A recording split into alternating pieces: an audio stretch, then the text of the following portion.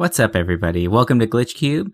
We're a gaming podcast, and each week we take a deeper look into the art of video games. What you're about to hear is a conversation between myself and Chris.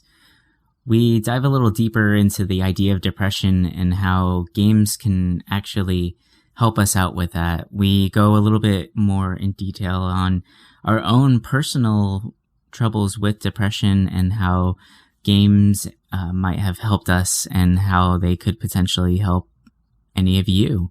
I do want to say, if you or a loved one is going through depression, it's tough. Just make sure that you're there for them. Or if you are personally the one going through it, reach out. I know that's really difficult to hear and it's easier said than done, but there are plenty of other people who have dealt with it just like you're dealing with it now. And so many people are willing to help. So just reach out to a loved one, to a friend, or someone even on our Discord channel. I'm sure they would be more than happy to help out and just have a conversation with you. Anyway, with that, let's just get on to the episode, and thank you very much for listening.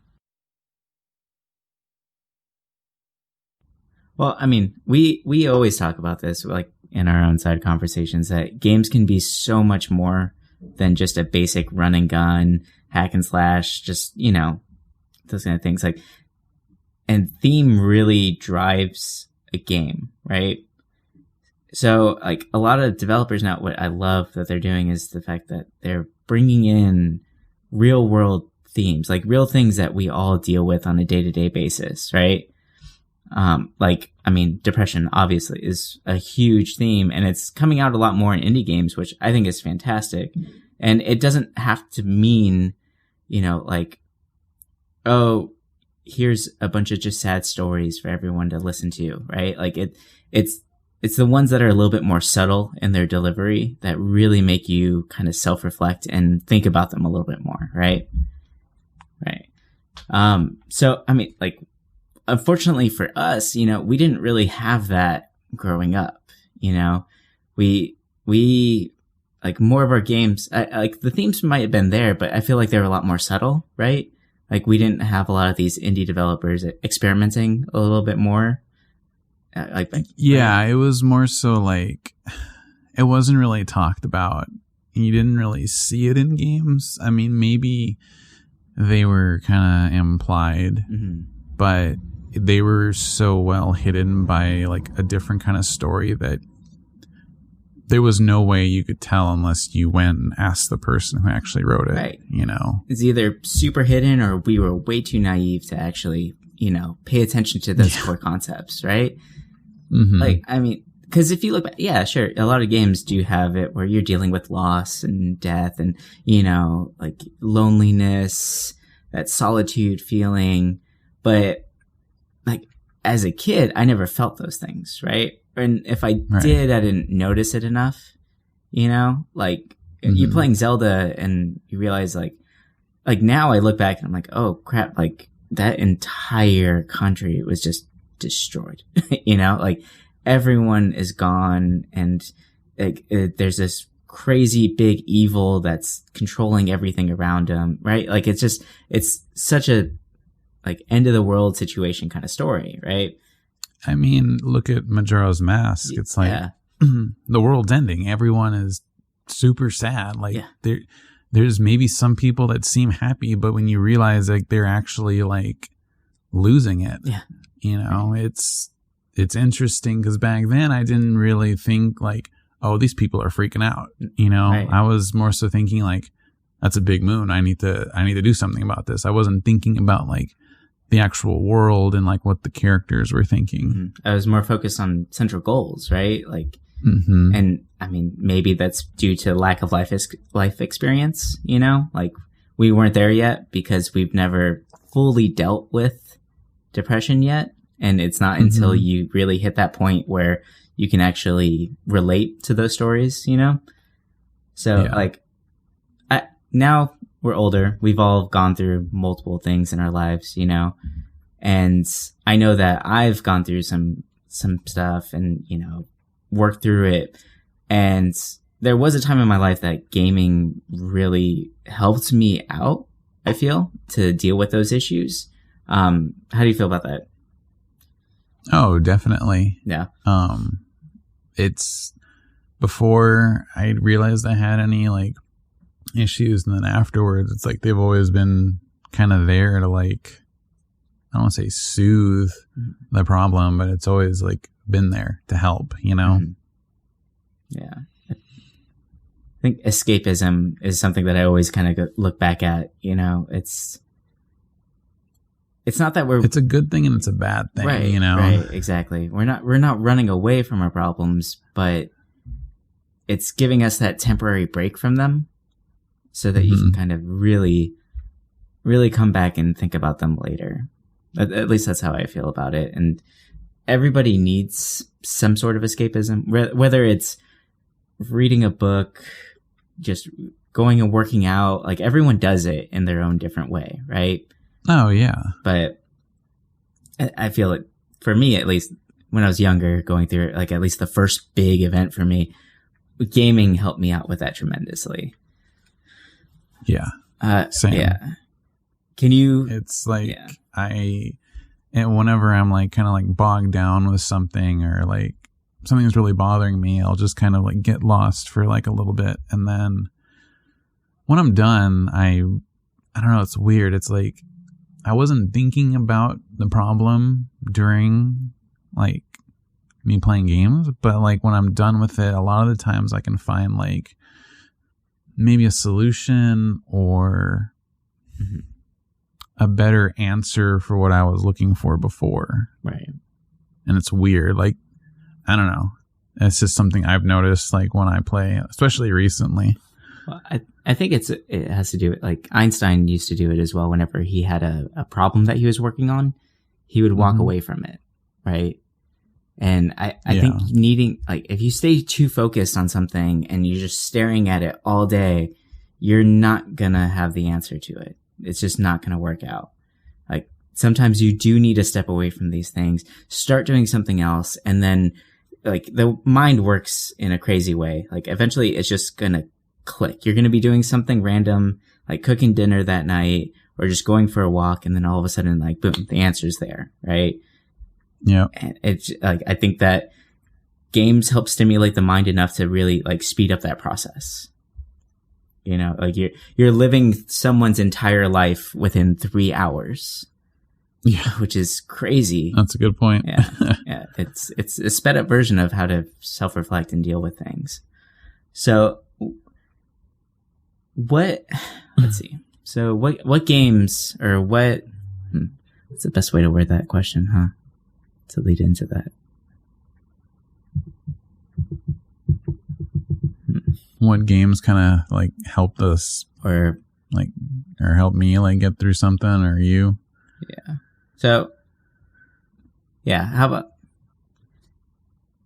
can you reflect on a time in which you felt really down and a game helped bring you back up?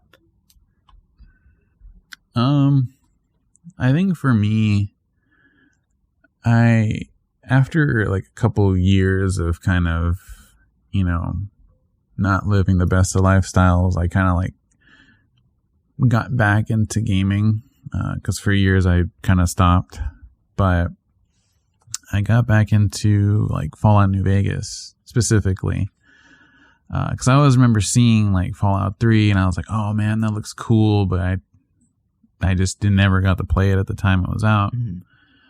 But getting lost in that world, it was like, for me, it was almost as if I needed that, because even though it's like there's people in the towns and stuff like that, you're so alone, right?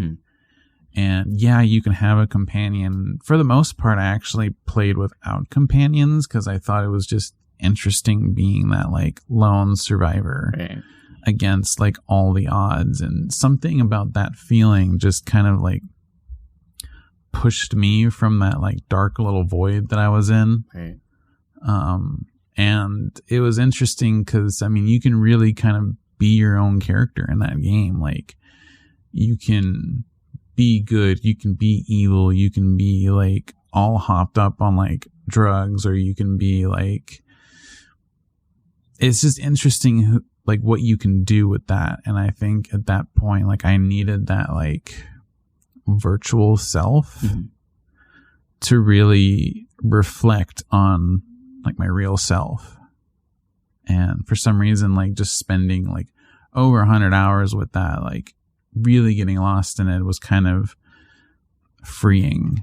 And I think to me, that was like the game that kind of, one, got me back into gaming, and two, it just really like showed me the light, I guess you could say. Right. And being able to like conquer like my loneliness and like everything else that comes with it.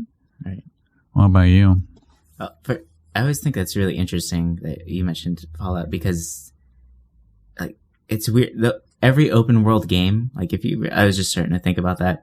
Every open world game is so lonely. Like right? You play the Zelda, or Link plays Link running through a field. You're alone. There is no one there. It's empty. Shadow of the Colossus, you're by yourself completely.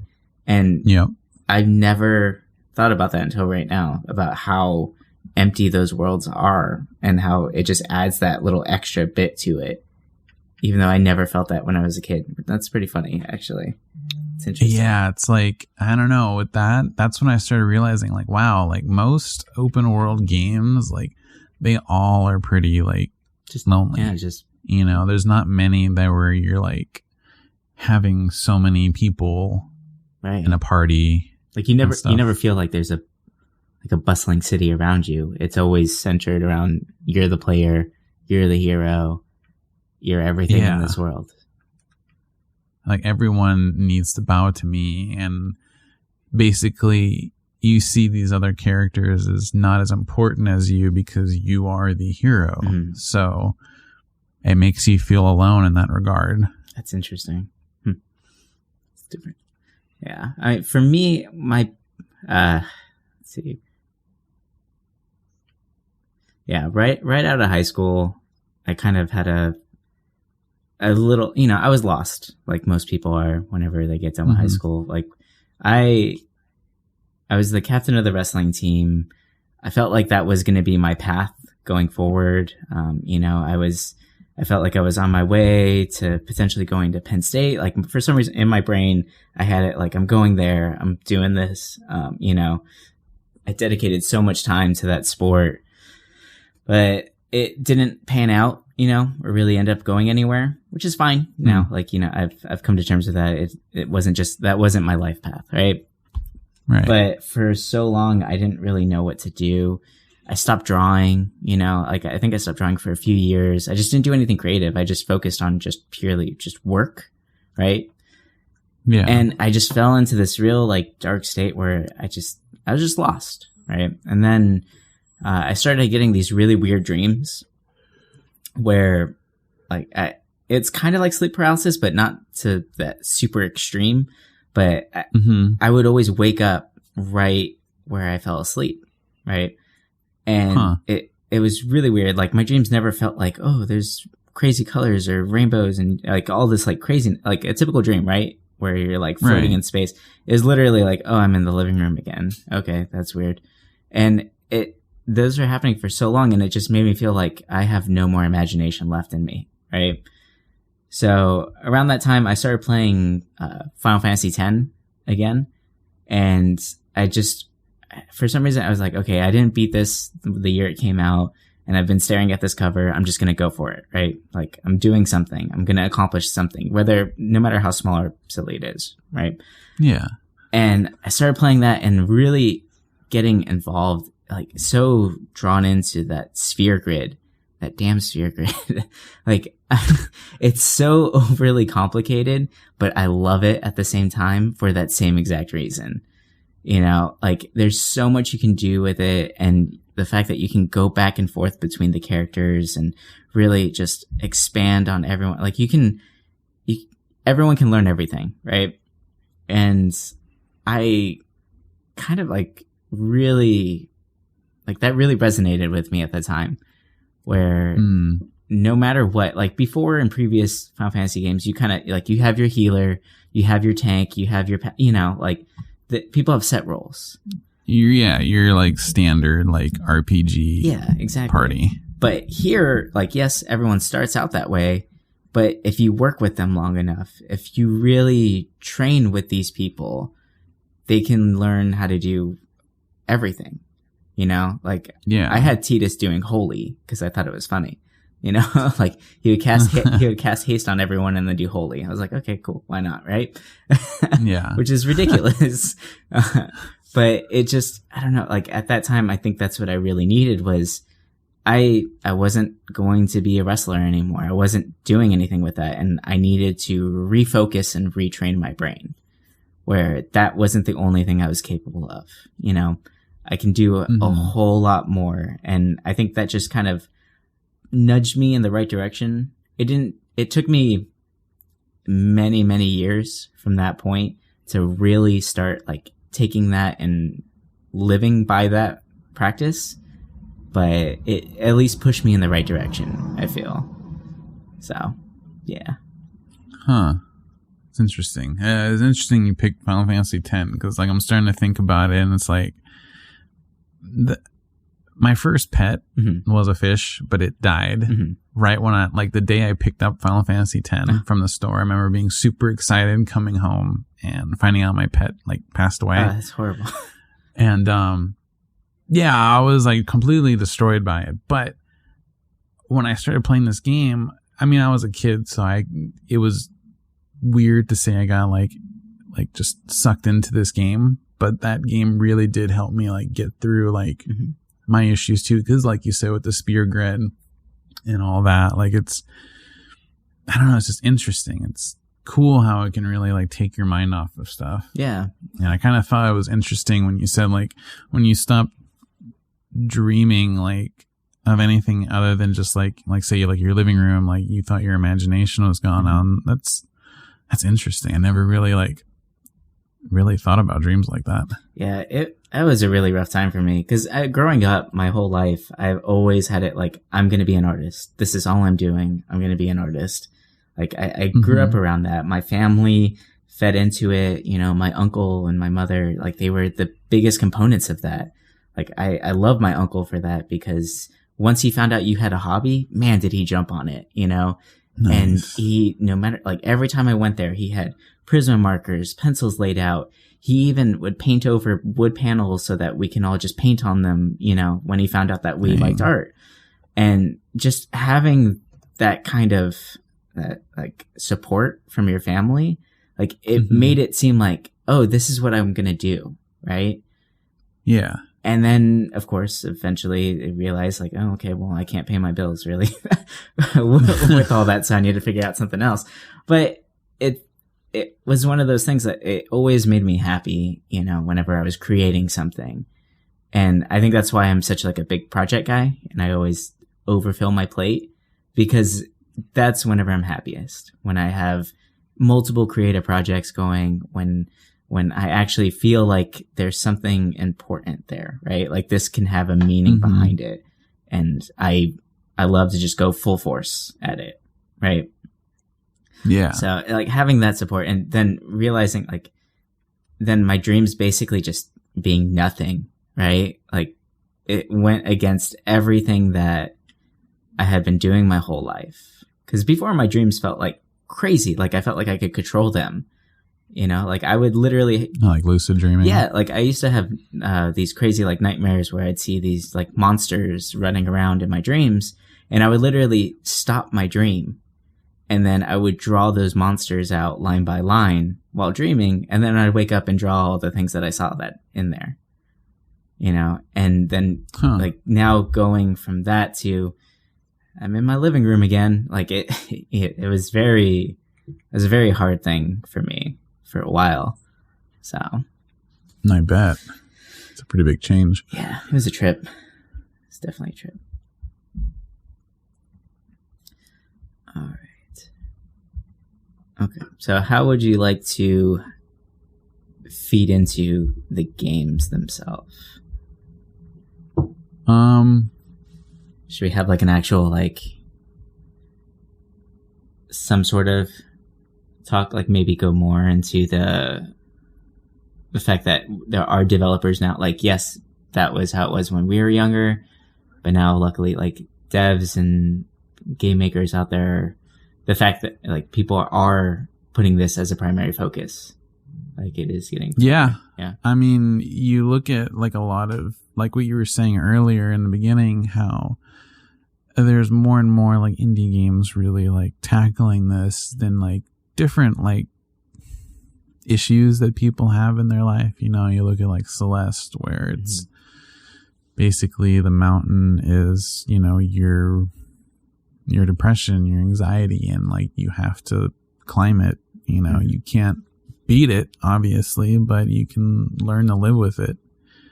And I think that's the biggest component of it.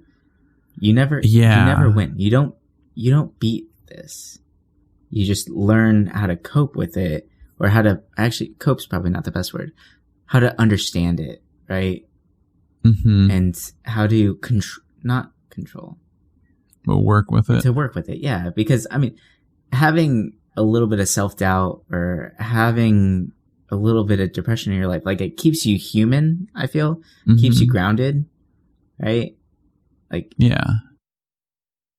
So, yeah, with those dreams are really, really tough on me. Like I said, that it really made me kind of, like, doubt all the decisions that I had previously. And, you know, I did mention that it took me a long time to get through that, right? Like, it took me a while to stop doubting myself, to really understand what was going on. And I had to go through the motions, and it's not something you can handle overnight. You know, like, a perfect example of that is the game Sea of Solitude, which is a really interesting game. Like, you know, unfortunately, it doesn't get the hype that I feel like it kind of deserves, because I feel like it's a really helpful game for this reason. Like, the main character, her name's Kay. She goes through the journey of handling depression and loneliness. And throughout that journey, she encounters a character which turns out to be her own self-doubt, right? And throughout the game, it's actually blocking her path. And you have to, you know, kind of shine light on her, and she'll disappear. And after a while, like, at the very end, she is shrunk down to the point that Kay can pick her up, right? And they actually have, like, a good relationship at the end of this game, where your doubt is controllable, and having self-doubt is actually a good thing, because it does allow you to be cautious still in your decisions. You know, we don't want to be reckless, but you don't want to halt all your forward progress, you know? Yeah. Huh. Yeah. Yeah, I never got around to trying that game out. I remember seeing videos of it, and then I just never knew it came out. But it sounds interesting, though. Like, hearing you talk about it makes me kind of want to see what it's all about, too. Yeah, like I said, the gameplay of it, you know, for a game standpoint, I wouldn't really consider it the greatest, right? It's very simple in its platforming. It's simple in nature. I think where it really shines is the scripting and the actual storytelling itself. I see. The designer of it, her name's Cornelia Jeppert. Yeah, she actually has a TED Talk where she explains Sea of as a whole, and, like, the whole reason why she even wanted to make this game. So it's really her own personal story, right? She used to be a comic book artist, and she decided to, you know, see what other mediums were out there, and she fell on video games. So she wanted to make this one. She joined up with this German studio, Joe May Games, right? Mm-hmm. And it's very interesting, because after watching the TED Talk, realizing that those characters are real. Those are her actual, like, her brother, her parents, her boyfriend, you know? And each one has their own very unique story. Like, you start out, the first character that you come in contact with in her family is her brother. And he's personified as a large eagle, but this eagle it's very sad looking in the face. The way it flies, it just looks like it doesn't want to, like, it's been beat up its whole life, right? and there's a little bit of a light shining around it, but it's not bright, which is kind of interesting. So it's just, like, I took it as like the innocence is still there, but it's been surrounded by darkness, right? Yeah. And his stage is all about being bullied. So his whole while I was going to school, he's being bullied the whole time, and you actually have to stop the bullies, which appear as like shadow figures. And the way they attack you is kind of interesting. They crowd you and they start pushing you. And the push is the attack. Like if someone just, in a school hallway just came up and just pushed you real quick for no reason, such like a petty, like childish bully thing to do, right? Huh. So that's interesting.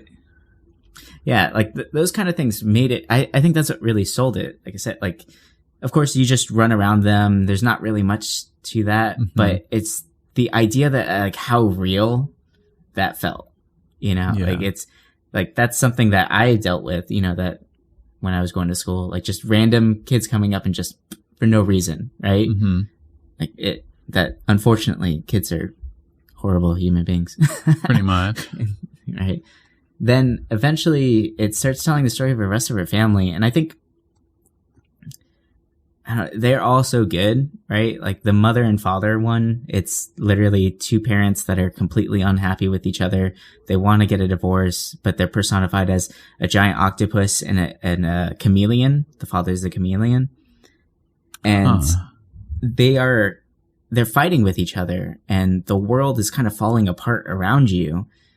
And what makes it so interesting, in my opinion, is that they don't notice you until the very end because you're hurt, right? So like the entire time you're, trying to traverse up this building, stuff is crumbling around you, you're almost getting injured, but then they stop fighting because they realize, oh man, our kid is hurt.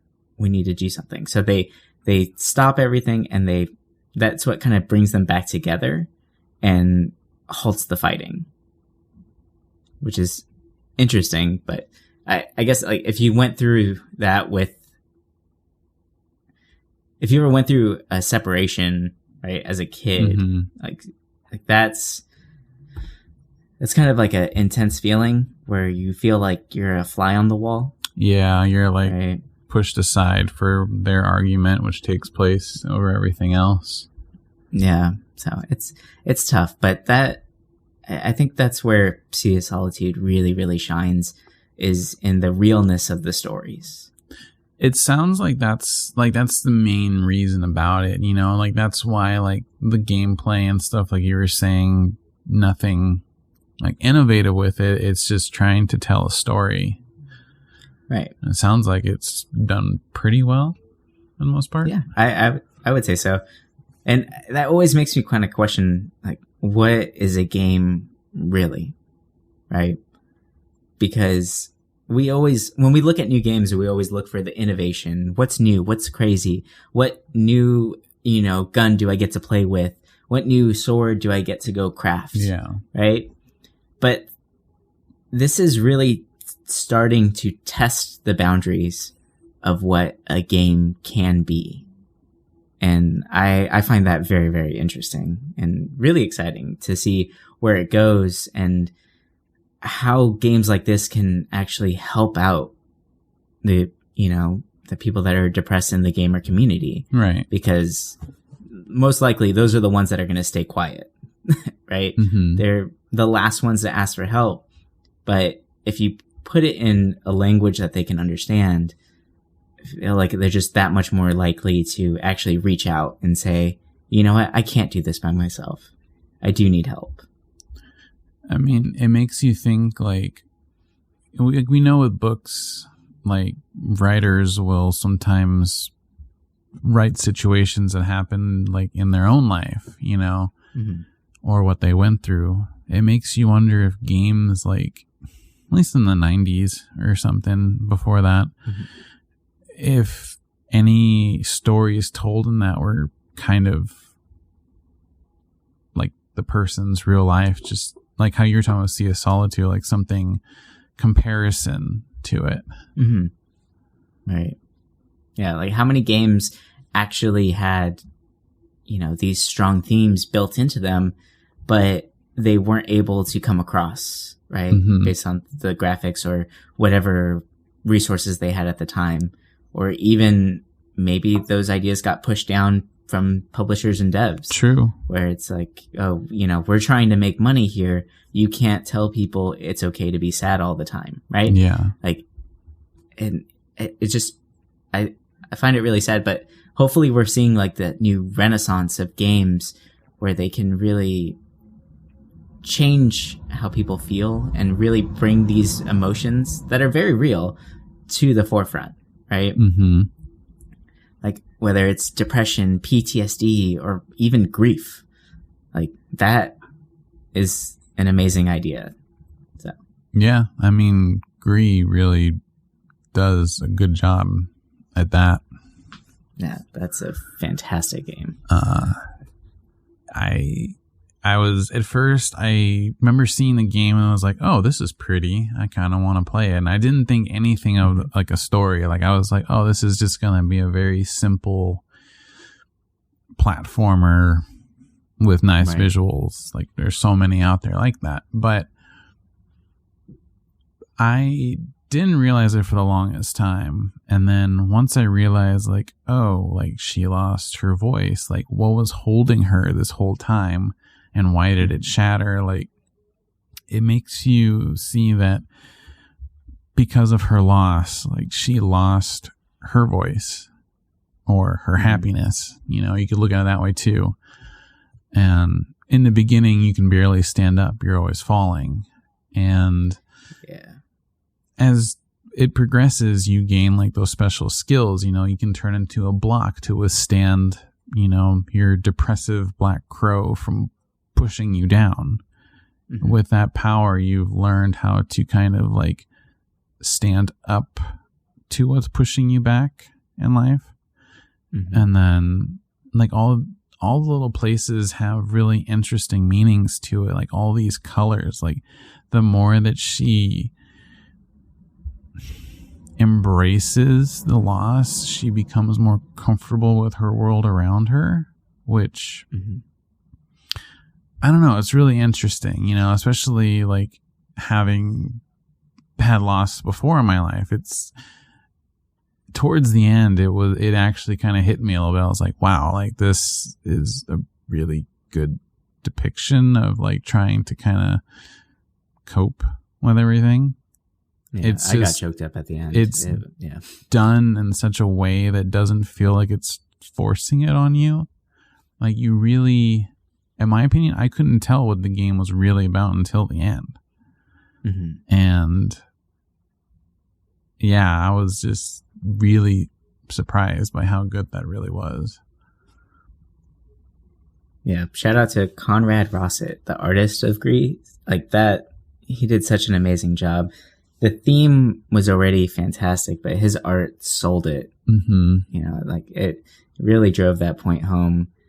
And yeah, I felt like the entire time you just get entrapped in it, right? And like you said, you don't really realize what you're playing, like, or what the main idea behind it is. It, to an outsider, it could just be like, oh, here's another pretty platformer. Yeah. Right.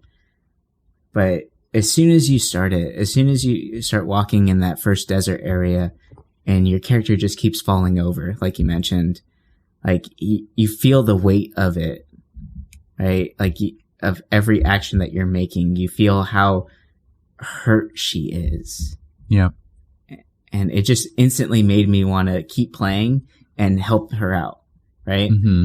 Like I just want to see her better again.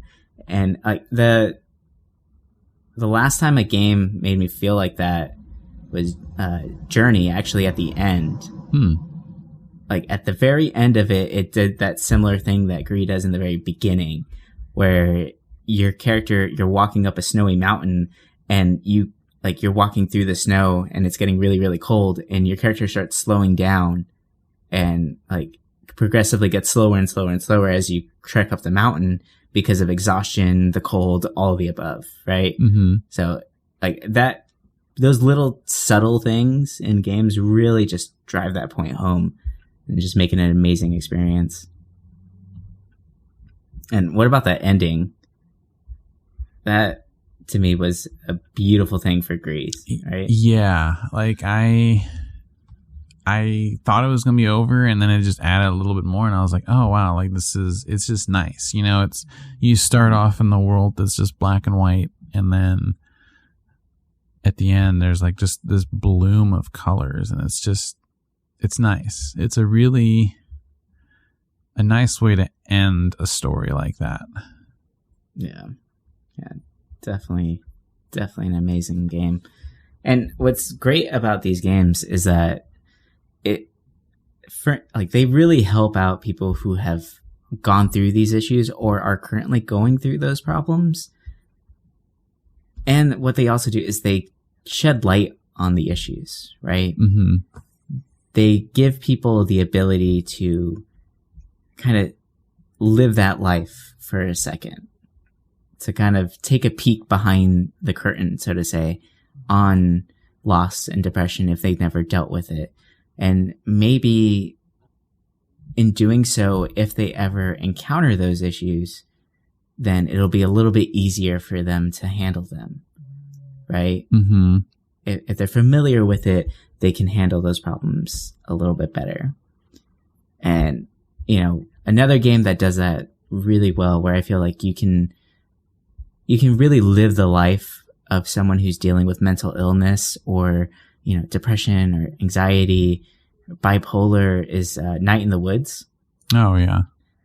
Yeah. Like that game it's amazing. Every single character is so well developed, and like from the moment the game starts, I fell in love with May, like with that whole game, with the characters, everything, the art design. That's what drew me to it originally. But when you start having those conversations with everybody as you're just walking up and down the street, yeah, you know, you can just walk past them and not realize it. But then they have such crazy, interesting stories that you're missing out on, you know. And the poems every day and stuff when you walk by. Yeah, that was a beautiful thing on that, right? That was so fun. And then the constellations. Oh yeah, I forgot about those. Actually, I want to look those up too, because those are really cool. The one thing I felt bad about is like, because I wanted to see like kind of like an ending, like one of the different endings. It was so hard for me to pick between who I wanted to hang out with all the time. Mm-hmm. Like I haven't beaten the game yet, but I'm pretty far into it, and I've been really hanging out with Greg. Mm-hmm. I don't know why I picked Greg, because I feel like, who's the other? It starts with a B. It's Bay. Bay, yeah. Yeah. I feel like Bay would be more a character I would actually like, but... Yeah, that's funny that you picked the Greg one. I picked all Bay. Interesting. So, yeah. Like, I kind of had an idea of what the Greg stuff was going to be, because it's actually a lot in the trailers. You know, the breaking the lights and the vandalism and crimes, you know, that's like his big thing. Yeah. But yeah. The growth that, like, where I'm at now with Greg, it's so interesting. Like, you see this, like, how he kind of evolves into, like, a person who, I guess you could say, wants to be normal, but I mean, normal is kind of a weird thing to say, but it's maybe accepted. Yeah. And like, him and his partner don't feel accepted in that town, and that's why they want to leave. And it's just like, you see the growth between your character and those two, and it's just interesting, and it makes me really want to now do a playthrough with Bay and see like what's actually different. Yeah, her story's pretty intense. I mean, hers is all about loss and having to grow up way too fast. You know, like, her father's having a mental breakdown, but they still own that shop. You know, they're still responsible for paying the bills and making sure that the people who work there, because the motif of the game is like, people are moving away from Possum Springs. Right. They like, the kids are leaving, so the jobs are going away. So the people who live there, like, they're kind of all suffering in their own sense. It's a dying town, right? Yeah. So Bay feels responsible for the people that are employed there. So she decided not to go to college. She stayed with her father, who doesn't work anymore because he's severely depressed, and she has to keep that shop running by herself. So it's crazy to see that she's, you know, some would say like she gave up on her dreams, but that's just real life. Yeah. You know, like sometimes life kicks you in the teeth, and even if you have a plan, it doesn't really give a crap, right? Mm-hmm. It's just going to keep going and do whatever it needs to do. You got to learn how to like work around it, you know? Mm-hmm. Yeah. I think that's the craziest thing about that game. And it's funny that we're talking about the side characters more than the actual main character, May, right? Like, but I think that just shows how strong that game is as a whole. Yeah. Because May is a fantastic character too, but I just can't not think about all the other side characters and the side interactions as well, because they made everyone feel so real, right? It's true. They really did. Like, it's crazy how the supporting cast is just as strong, if not a little bit stronger than the main character. Like, it's just, right. I don't know. I feel like I'm more sucked into their stories. I wonder if they're stronger or if they're easier for us to relate to. I think that has to be it. Right? And I think the greatest thing that, like, I've never dealt with like that manic personality, right? Mm-hmm. Personally. But like, for instance, the party scene in the woods when she meets up with her ex-boyfriend, right? Mm-hmm. And everyone's having drinks. She's not really a drinker. She's only 20, so she better not be a drinker. Yeah. No alcohol. Yeah, it's bad. But she ends up having a few too many because she gets nervous, right? Mm-hmm. Seeing her ex-boyfriend. And then she just loses it. She says a bunch of stuff she shouldn't. She ends up throwing up on herself, making a fool of herself, and actually saying some really rude things to Bae along the way. But I think what made that scene really interesting was, like, all the dialogue, you have choices, right, of what you want to say. Right. But I feel like in that one specifically, you only had a choice of being kind of an asshole or just an asshole. Right? Like, there was no real choice there. And for a second, when I was playing it, I was like, well, I don't want to pick either one of these, right? Yeah. But then thinking about it more, it's like, well, neither does she. She doesn't want to do that either. Oh. Right? But she has no choice. Like, it's forcing us to live and experience the life of someone who is bipolar, who has a mental disorder. And sometimes you don't have a choice. Mm-hmm. And it just happens. And then you deal with the repercussions later. Or you don't. And it makes it that much worse, right? I didn't think about it that way either. Yeah, like I think that game has so many little nuances and things like that, which I found super interesting. And of course, the ending makes it weird, but... Oh, I hope to beat it soon so I get to experience at least one of the endings. But yeah, there was one of the like outings you have with Greg and his partner. You're in a situation and it's like you basically, like, you're in your manic episode, right? Mm-hmm. And you're like in a restroom and you're over everything because there was a lot of issues and stuff building up to that moment, and you just trash the place. And it's like, I don't want to pick this. Like, I don't want to trash the place, you know? Like, can I, like, you know how you can guide your character to like do things, kind of? There's like little cutscenes where you can like push things or grab things. Mm-hmm. I was like, I don't really want to do this, but I'm kind of forced to do it. And it's just like I didn't want to do it. But you end up doing it, and, you know, Greg comes in and he's like, what are you doing? Like, why are you doing this? And you're like, I don't know why I'm doing this. Like, yeah, but you have to. Yeah, right? And you have no choice. I was like, wow, that's a really powerful message that they're trying to say right now. And it was interesting. I didn't when it first happened, I'm like, oh, why am I doing this? And then when that dialogue came up, I was like, oh, I see what they're getting at. Mm-hmm. Yeah, I really, really enjoy that game a lot.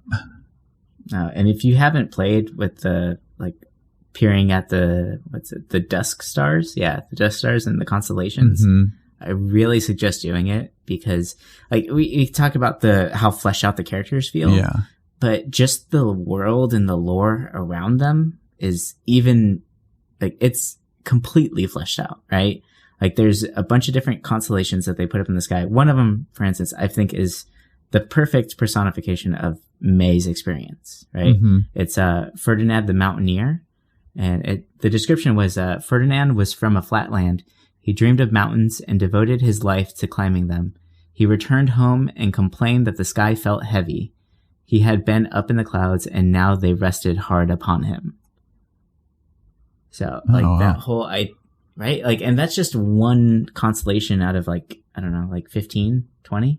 Actually, there's a lot. I think I did because I played this and then I stopped and then I started playing again recently.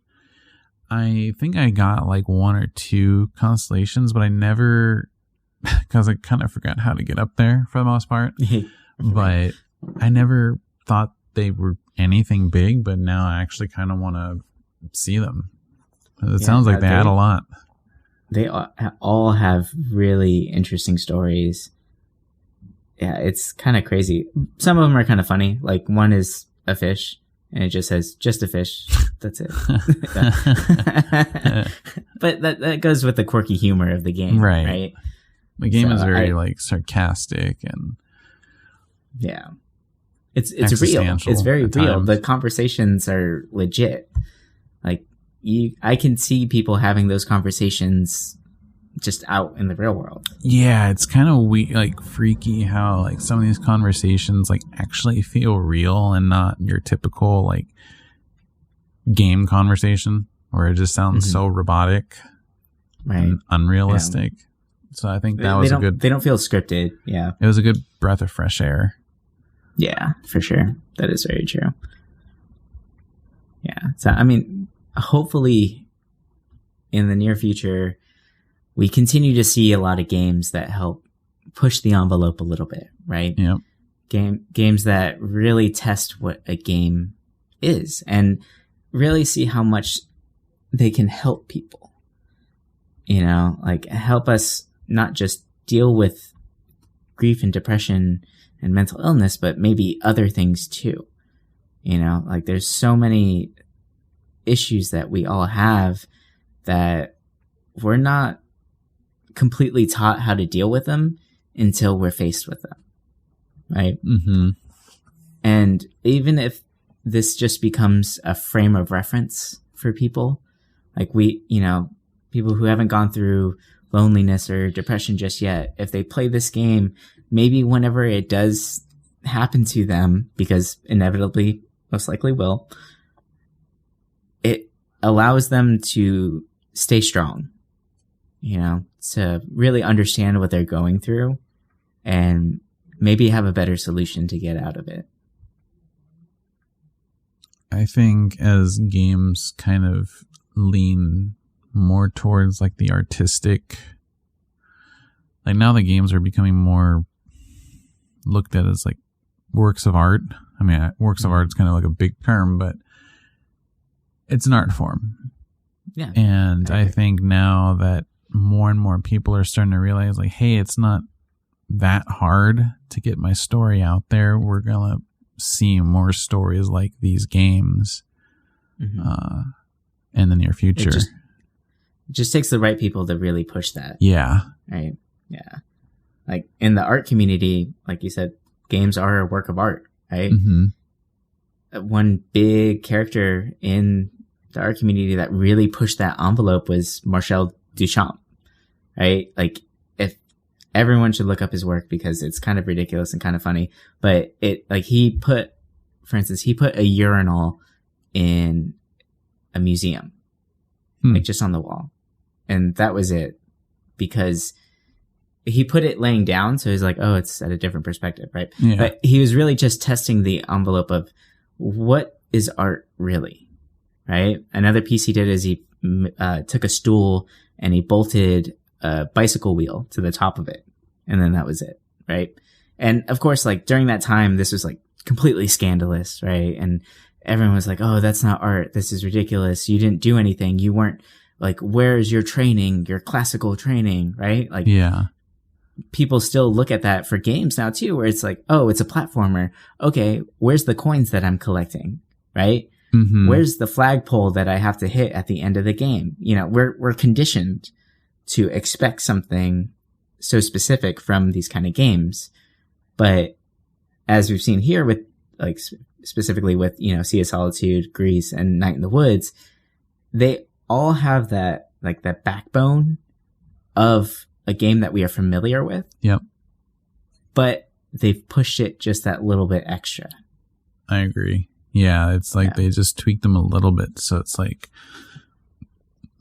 real, like feels really different, even though we've been through those mechanics before, and it's awesome.